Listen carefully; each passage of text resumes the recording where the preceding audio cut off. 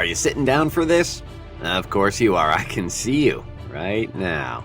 Well, this is Big Brother, and I'm always watching everything except that terrible show that shares my name.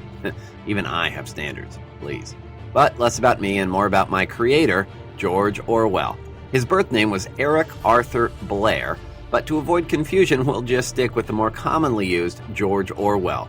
Well, George was born on June 25, 1903, in Motihari, Bengal, a British colony in what is now India. A year after his birth, his mother took him and his sister back to Britain to be raised and educated, and so he could learn that, funny accent. Young George was a good student, but hated boarding school and was resentful of the differences he saw between the treatment of rich students and the treatment of not-so-rich students like himself. His grades were good enough to get him a scholarship into Eton College, but once he got in, his grades plummeted, and he left 4 years later without his diploma.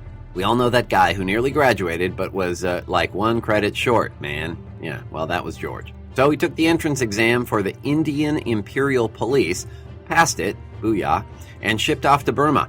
He spent 5 years there and wasn't a super fan. He returned disillusioned by the British colonial system and used his experiences in essays like A Hanging and Shooting an Elephant. He was a big fan of titles that got right to the point.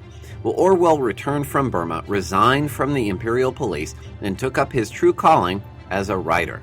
For the next several years, he drifted around Europe gathering experiences for his writing. He worked odd jobs, pretended to be a vagrant, and even tried, unsuccessfully, to get arrested so that he could write about prison. The dude was hardcore.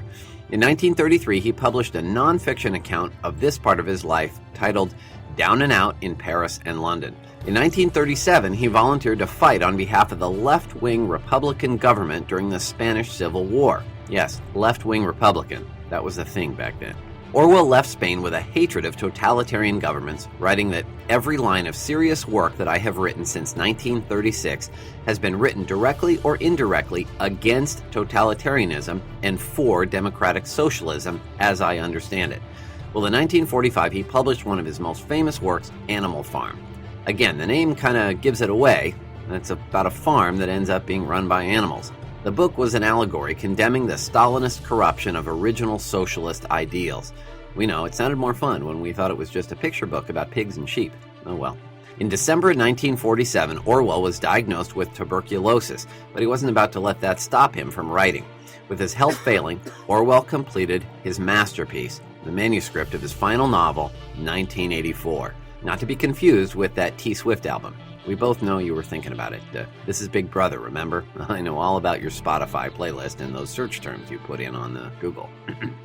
1984 told the story of a dystopian future where an authoritarian regime watched its citizens' every move and persecuted independent thinking as thought crimes. Well, Orwell basically invented what we think of today as Big Brother. Like I said, he's not responsible for the reality show, but he did coin the term. 1984 would end up being the last personal achievement of Orwell's life. He died of tuberculosis on January 21, 1950 at the age of 46, 34 years shy of being able to see how much he actually got right. While Orwell's work has been used to make points all over the political spectrum, it would probably irritate him that some folks see him as kind of a prophet.